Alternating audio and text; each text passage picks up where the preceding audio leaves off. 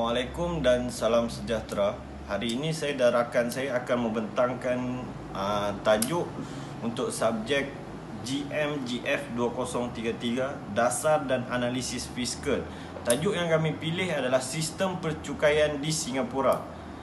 Untuk istilah cukai, jika dirujuk pada definisi Dewan Bahasa dan Pusaka, ia membawa maksud satu bentuk bayaran atau sumbangan yang dikenakan oleh kerajaan terhadap setiap perseorangan, tidak kiralah perbadanan, syarikat, barang-barang dan lain-lain, untuk digunakan sebagai perbelanjaan negara, yang merupakan satu bentuk tanggungan yang perlu dibayar oleh orang persendirian ataupun syarikat kepada pemerintah bagi sesebuah negara seperti yang ditetapkan oleh pihak pemerintah untuk melaksanakan tugas-tugas pemerintahan yang sememangnya memerlukan perbelanjaan yang besar demi untuk kesejahteraan rakyat. Tugasan ini menerangkan secara lebih lanjut sistem percukaian di Singapura. Republik Singapura merupakan negara pulau yang terletak di hujung semenanjung Malaysia. Negara Republik diasaskan pada 26 Januari 1819 dan kemudiannya menyertai pembentukan negara Malaysia pada 31 Ogos 1963. Walaupun begitu, pada 7 Ogos 1965, Singapura telah membuat keputusan yang besar untuk keluar daripada Malaysia dan membentuk negaranya sendiri. Hari ini, Singapura merupakan negara kedua terpadat di dunia dengan kepadatan dianggarkan sejumlah 5.1 juta orang. Negara yang dikenali sebagai empat harimau Asia ini mengamalkan sistem ekonomi pasaran yang berkisarkan pada perdagangan entropot yang luas. Ekonomi negara ini bergantung pada penghasilan barang import dan juga ekspor, terutamanya dalam bidang perkilangan. Si sektor perkilangan membentuk sebanyak 26% KDNK negara Singapura pada tahun 2005.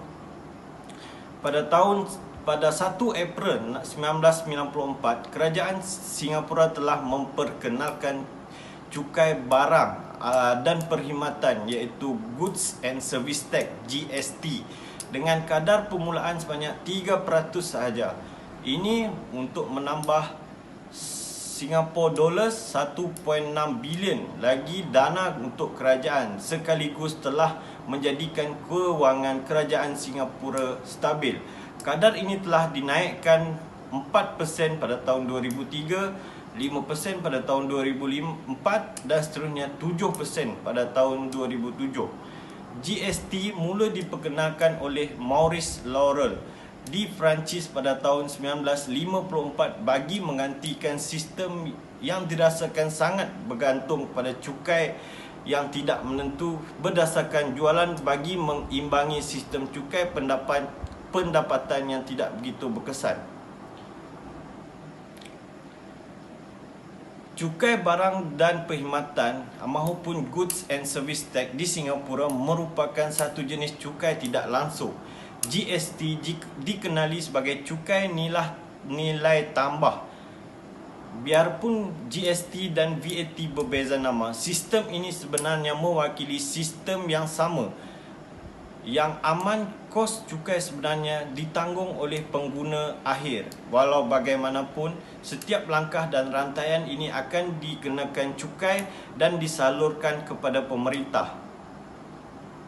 Secara lazimnya, pihak pembekal atau penjual dibenarkan untuk mengutip GST andai jumlah jualan setahun untuk perkhidmatan atau produk yang dibekalkan melebihi jumlah yang ditetapkan. GST dikira pada setiap tahun urus niaga. Pada masa ini, negara yang banyak melaksanakan GST seperti New Zealand, United Kingdom dan Australia. Seterusnya saya akan serahkan pada rakan saya untuk sambung pembentangan ini. Sekian, terima kasih.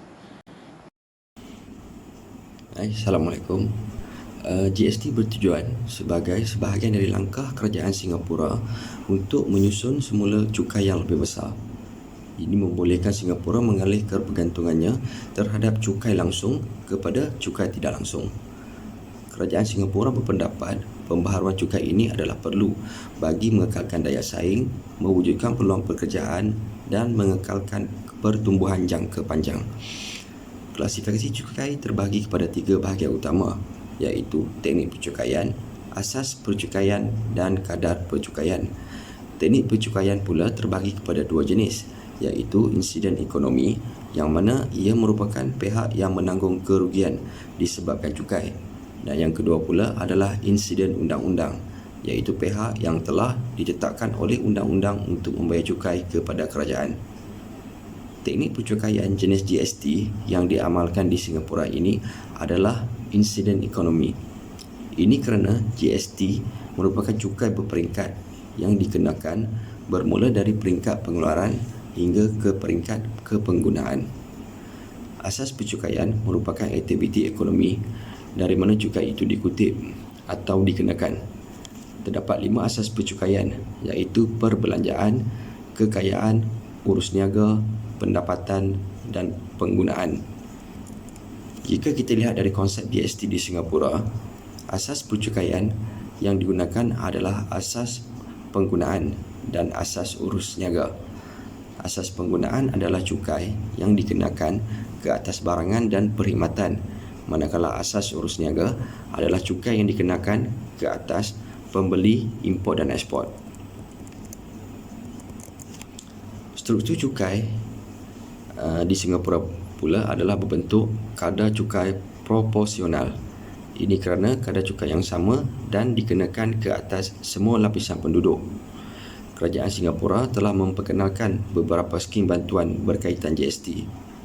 Skim ini secara amnya membantu memudahkan aliran tunai, perniagaan dan mewujudkan persekitaran yang menyokong perniagaan. Antara skim yang dilaksanakan adalah skim perakaunan tunai, iaitu skim ini bertujuan khusus untuk perniagaan kecil yang mana jualan tahunannya tidak melebihi $1 juta. Yang kedua, skim bayaran balik pelancongan. Skim ini bertujuan membolehkan pelancong yang berbelanja membeli barangan di Singapura melalui GST berdaftar peniaga yang mengambil bahagian menuntut bayaran balik GST yang dibayar apabila barang itu dibawa keluar daripada Singapura. Seterusnya, skim margin besar, margin kasar. Di bawah skim ini, GST hanya akan dikenakan pada margin kasar barangan perniagaan. Seterusnya, skim pengeksport utama atau MES. Skim ini bertujuan untuk membantu aliran tunai pengeksport utama yang memiliki import yang ketara. Individu yang dikenakan cukai umumnya akan memfailkan pulangan suku tahun GST. Walaupun begitu, orang yang dikenakan cukai yang menerima bayaran balik tetap GST boleh mendapatkan kebenaran untuk memfailkan borang bulanan bagi meringankan aliran tunai. Bayaran bermula tahun 2007, kesemua perniagaan berdaftar mesti memfailkan pulangan GST secara elektronik. Penalti sebanyak 5% daripada cukai yang ditaksir akan dikenakan bagi pembayaran lewat. Manakala jika masih ada amaun yang gagal dijelaskan dalam tempoh 60 hari, satu nilai penalti tambahan akan dikenakan, sama ada 2% daripada cukai yang harus dibayar setiap bulan dan boleh menjadi sehingga nilai 50% maksimum dari cukai yang belum dijelaskan. Denda bermula dari $200 sebulan akan dinilai jika lewat mengemukakan jumlah pulangan GST dan boleh didenda maksimum sehingga $10,000.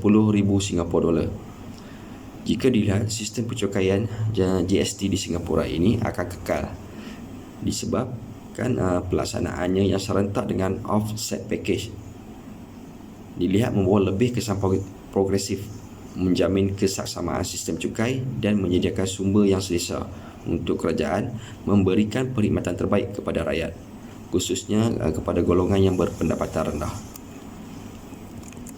Pelaksanaan sistem percukaian GST ini berkait rapat dengan usaha kerajaan dalam membimbing rakyat menjadi pengguna yang bijak dan matang. Aspek ketelusan dalam sistem GST juga dirumus bagi memelihara hak dan kepentingan pengguna. GST juga dilihat mampu mendidik pengguna bijak dalam merancang perbelanjaan mengikut tahap kemampuan kewangan masing-masing. Sekian itu saja. Terima kasih.